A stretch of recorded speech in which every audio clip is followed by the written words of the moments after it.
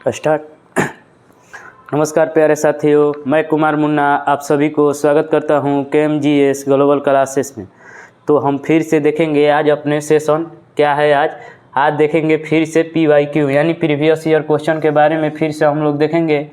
Question ज़्यादा नहीं है लेकिन फैक्ट सबसे ज़्यादा महत्व रखता है। कोई भी एग्ज़ाम को क्वालिफाई करने के लिए फैक्ट की आवश्यकता होता है, ठीक ना। तो देखेंगे आज का क्वेश्चन हमारा है कि स्वर्णिम क्रांति किससे संबंधित है। क्वेश्चन पूछेगा कि स्वर्णिम क्रांति किससे संबंधित है।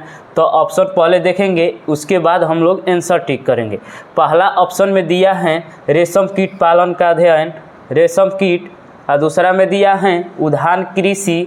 सी में दिया है तिलहन उत्पादन और डी में दिया है दूध उत्पादन, ठीक ना। तो इसका सही आंसर हो जाएगा उद्यान कृषि। अगर उद्यान दिया है तो इसका आंसर हो जाएगा उद्यान, और नहीं तो मधुमक्खी दिया है और उद्यान दिया है। अगर दोनों दिया है तो साथ में दोनों होगा, ठीक ना। क्या हो जाएगा, उद्यान कृषि और मधुमक्खी विज्ञान, मधुमक्खी दोनों से संबंधित है।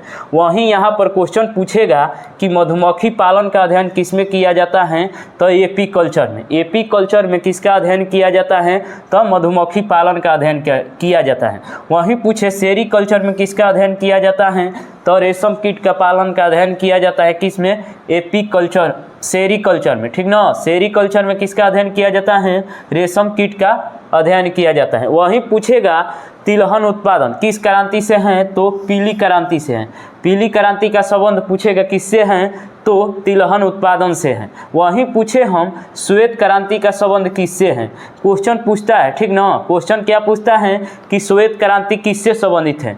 तो हो जाएगा इसका सही आंसर मेरे भाई दूध उत्पादन से संबंधित है। वहीं पूछेगा श्वेत क्रांति के जनक किसको कहा जाता है, तो वर्गीज कुरियन को कहा जाता है। किसको कहा जाता है मेरे भाई, वर्गीज कुरियन को कहा जाता है। श्वेत क्रांति का संबंध किससे है, दूध उत्पादन से है। पूछेगा श्वेत क्रांति के जनक, तो वर्गीज कुरियन को कहा जाता है, ठीक ना। अब देखेंगे दूसरा क्वेश्चन, देखेंगे क्या है। दूसरा क्वेश्चन हमारा है निम्न में कौन भारत आने वाला पहला अंग्रेजी जहाज था। जो भारत में पहली बार जहाज आया था उसका नाम बताना है, ठीक ना। कौन था तो उसके बारे में बताएंगे। कैसे, ऑप्शन देखेंगे, न कि हमको याद है रेड ड्रैगन तो मार के निकल जाएंगे। सभी ऑप्शनों को देखना है, फिर उसके बाद टिक करना है, ठीक ना। तो देखेंगे पहला ऑप्शन है टाइटैनिक जहाज। दूसरा है बंगाल, ठीक ना। सी दिया है रेड ड्रैगन। डी में दिया है मेफ्लावर जहाजे का नाम है, ठीक ना। क्या है, मेफ्लावर। तो इसका सही आंसर हो जाएगा रेड ड्रैगन, ठीक ना। रेड ड्रैगन भारत आने वाली प्रथम जहाज थी जो कि अंग्रेजी थी। वहीं पूछे टाइटैनिक के बारे में। टाइटैनिक वाला मोस्ट VVI है, इस पर डबल स्टार लगाइएगा क्योंकि यह क्वेश्चन पूछ चुका है कि टाइटैनिक कब डूबा था, ठीक ना। टाइटैनिक कब डूबा था, तो 1912 ईस्वी में डूबा था। इस पर फिल्म भी आया है टाइटैनिक पर फिल्म देखे होंगे आप लोग। टाइटैनिक कब डूबे थे, तो 1912 ईस्वी में।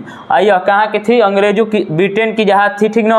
तो इस पर लिखा गया था टाइटैनिक का कुछ मतलब बातें हैं। इस पर लिखा गया कि न डूबने वाली जहाज, ठीक ना। टाइटैनिक पर लिखा गया था कि न डूबने वाली जहाज ये 1912 ईस्वी के दिन डूब गई, ठीक ना। न डूबने वाली जहाज 1912 में डूब गई, जिसका नाम था टाइटैनिक, ठीक ना। ठीक है, तो आगे देखेंगे। नेक्स्ट क्वेश्चन पूछ रहा है क्वेश्चन ब्राजील के मुद्रा। पूछेगा ब्राजील देश के मुद्रा क्या है। हम पहले भी वीडियो में बताए हैं कि राजधानी मुद्रा पूछ रहा है, ठीक ना। देखिए फिर प्रीवियस ईयर में आ गया ना क्वेश्चन कि ब्राजील के मुद्रा क्या है, मुद्रा पूछ रहा है, ठीक ना। तो पहला ऑप्शन देखेंगे रूबल। बी में दिया है, पहला में दिया है रूबल, बी में दिया है रियल, और सी में दिया है बीर ये दिया है, और डी में दिया है बीर दिया है, सी में बीर दिया है, और डी में दिया है रियाल। तो इसका सही आंसर क्या हो जाएगा हमारे भाई, रियल हो जाएगा ब्राजील के मुद्रा। वहीं पूछेगा ब्राजील की राजधानी, तो ब्राजीलिया हो जाएगा। क्या हो जाएगा, ब्राजीलिया हो जाएगा। अब देखेंगे ऑप्शन ए के बारे में। क्या देखेंगे, ऑप्शन ए के बारे में देखेंगे कि रूबल किस देश का मुद्रा है। पूछेगा रूबल किस देश का मुद्रा है, तो हो जाएगा रूस के हो जाएगा। क्या हो जाएगा, रूस को। भारत का एकदम परम मित्र का मुद्रा के क्या नाम है? तो रूबल है। इसका राजधानी पूछेगा कहाँ है? रूस की राजधानी कहाँ है? तो मॉस्को है। कहाँ है? मॉस्को है। वहीं पूछेगा मुद्रा रूबल, रूबल रूस की मुद्रा क्या है? रूबल। राजधानी पूछेगा तो मॉस्को। अब देखेंगे बीर, बीर किसका है? तो इथोपिया के मुद्रा है। बीर किसका है मुद्रा? तो इथोपिया के मुद्रा हैं। वहीं पूछेगा रियाल, रियाल पूछेगा तो ईरान और कतर के हैं। ईरान और कतर के मुद्रा के नाम क्या है? रियाल। रियाल कहाँ के मुद्रा हैं? ईरान और कतर के। और सारा देश हैं, आदि में डाल दिए हैं, जो इंपॉर्टेंट था वहीं लिखे हैं, ठीक ना। अब देखेंगे और नेक्स्ट क्वेश्चन कीवी पूछेगा, कीवी चिड़िया किस देश में पाई जाती हैं? कीवी एक चिड़िया है जो कि एक देश में पाई जाती हैं, उसको बताना है ना, बताना है। ऑप्शन ए में दिया है नॉर्वे, बी में दिया है इंग्लैंड, सी में दिया है न्यूजीलैंड और डी में दिया है स्पेन, ठीक ना। तो पहले हम देखेंगे इसका आंसर होगा न्यूजीलैंड। न्यूजीलैंड में एक कीवी नामक पक्षी पाई जाती हैं जो कि न उड़ती हैं, वो उड़ती नहीं है, ठीक ना। छोटा पक्षी भी है, छोटा पक्षी है, न्यूजीलैंड का छोटा पक्षी है, न उड़ने वाली पक्षी हैं। कौन? कीवी। कीवी हैं जो कि न्यूजीलैंड में पाई जाती हैं, ठीक ना, न उड़ने वाली पक्षी हैं। और पूछेगा यहाँ नॉर्वे की राजधानी पूछेगा। ऑप्शन ए के बारे में देखेंगे, नॉर्वे की राजधानी कहाँ है? तो ओस्लो है, ओस्लो है। वहीं पूछेगा इंग्लैंड के राजधानी पूछे, कमेंट बॉक्स में बताइएगा। स्पेन की राजधानी मैड्रिड, कहाँ है? मैड्रिड है। स्पेन की राजधानी कहाँ है? मैड्रिड है। न्यूजीलैंड के बताइएगा, दो बताइएगा आप लोग, ठीक ना। नॉर्वे के ओस्लो, स्पेन के मैड्रिड, ठीक ना। नौ उड़ने वाले पक्षी कहाँ पाई जाती हैं? न्यूजीलैंड, ठीक ना। हो गया। तो आप अब देखेंगे और एक नेक्स्ट क्वेश्चन है, देखिएगा। आज करेंगे हम लोग इसके बारे में जानकारी लेंगे विस्तृत। भारतीय संविधान में कौन सा अनुसूची जो कि भाषाओं का उल्लेख करती है? भाषा का उल्लेख किस अनुसूची में मिलता है, पूछ रहा है क्वेश्चन हमारा। मोस्ट वीवीआई क्वेश्चन आज का है, क्या है? मोस्ट वीवीआई क्वेश्चन है, जो कि परीक्षा में, कोई भी परीक्षा हो, ऑल कॉम्पिटिटिव एग्जाम में इससे क्वेश्चन आता है। इसका आज हम लोग विस्तृत जानकारी करेंगे। और जो भी भाई हमारे हैं जो कि नया कंपटीशन के तैयारी कर रहे हैं, उसके लिए ये बेसिक हम तैयार करते हैं और उनके कॉन्फिडेंस को आगे बढ़ाने के लिए हम ऐसा प्रीवियस ईयर क्वेश्चन लाते हैं। और जो भाई जिसका तैयारी हो गया है वो भी इसको देखेंगे तो कोई हार्जा नहीं करेगा, ठीक ना। क्योंकि जितना बार किसी भी चीज़ को देखने से उतना ही हमारे दिमाग में क्या होता है? सेट होते जाता है, ठीक ना। तो देखेंगे भारतीय संविधान में कौन सा अनुसूची भाषा के उल्लेख मिलता है, माने किस अनुसूची में कहा गया है कि भाषा का उल्लेख मिलेगा, ठीक ना। तो इसका ऑप्शन देखेंगे। पहला ऑप्शन दिया है अनुसूची 4, बी में दिया है अनुसूची 8, सी में दिया है 10 और डी में दिया है 12। तो इसका सही आंसर हो जाएगा 8वीं अनुसूची हो जाएगा। क्या हो जाएगा मेरे भाई? 8वीं अनुसूची। वहीं पूछेगा 8वीं अनुसूची में कितना भाषाओं का उल्लेख किया गया है? तो 22 भाषाओं का उल्लेख किया गया है। कितना भाषा का उल्लेख किया गया है? 22 भाषाओं का उल्लेख किया गया है 8वीं अनुसूची में, ठीक ना। अब यहीं पर क्वेश्चन पूछेगा कि मूल संविधान में कितना भाषा था, ठीक ना। मूल संविधान, जब हमारा संविधान तैयार हुआ था उस समय कितना अनुसूचित भाषा था? तो 14 भाषा था। कितना था मेरे भाई? 14 भाषा था। वहीं पूछेगा कि 21वां संविधान संशोधन, 21वां जो संविधान संशोधन हुआ था उस समय कौन सी भाषा को जोड़ा गया था? तो सिंधी को जोड़ा गया था। किसको जोड़ा गया था? 21वां संविधान संशोधन द्वारा किस भारतीय भाषा को जोड़ा गया था? तो सिंधी भाषा को जोड़ा गया था। पूछेगा कब? तो 1967 में पूछेगा क्वेश्चन। 21वां संविधान संशोधन 1967 में सिंधी भाषा को जोड़ा गया था, ठीक ना। अब देखेंगे 71वां संविधान संशोधन, ठीक ना। 71वां जो संविधान संशोधन हुआ था इसमें नमक को जोड़ा गया था, ठीक ना। 71वां संविधान संशोधन पहले तो पूछेगा कब हुआ था? तो 1992 ईस्वी में हुआ था।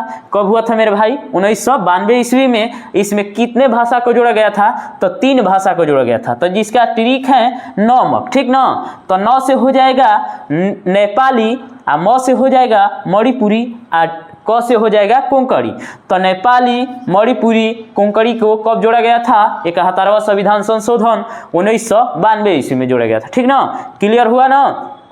21 में जोड़ा गया सिंधी को 1967 ईस्वी में। वहीं पूछे गए 71वां संविधान संशोधन 1992 में किसको जोड़ा गया था, नमक को जोड़ा गया था। ट्रिक है याद करने के लिए, नमक न से हो जाएगा नेपाली, म से हो जाए मणिपुरी, क से कोंकणी। कब जोड़ा गया था, तो 1992 ईस्वी। इससे क्वेश्चन बनेगा, एकदम गारंटी बोल रहे हैं कि भाषा से, भारतीय संविधान में जो भाषा है उससे क्वेश्चन हर एग्जाम में बनता है, ठीक ना। आप लोग देख लीजिएगा। अब देखेंगे 92वां संविधान संशोधन। जो 92 नंबर का संविधान संशोधन हुआ था भारतीय संविधान में, उसको हम कब हुआ था, तो 2003 ईस्वी में हुआ था। कब हुआ था, 2003 ईस्वी में हुआ था 92वां संविधान संशोधन।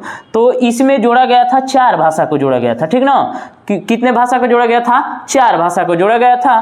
तो पहला हो जाएगा बोडो, दूसरा हो जाएगा डोगरी, और तीसरा हो जाएगा मैथिली, और चौथा संथाली। तो 92वां संविधान संशोधन द्वारा 4 भारतीय भाषाओं को जोड़ा गया था, जिसमें से एक है बोडो, डोगरी, मैथिली, संथाली। 4 भाषा था, ठीक ना। क्लियर हो गया कि नहीं हुआ, हो गया ना, ठीक है।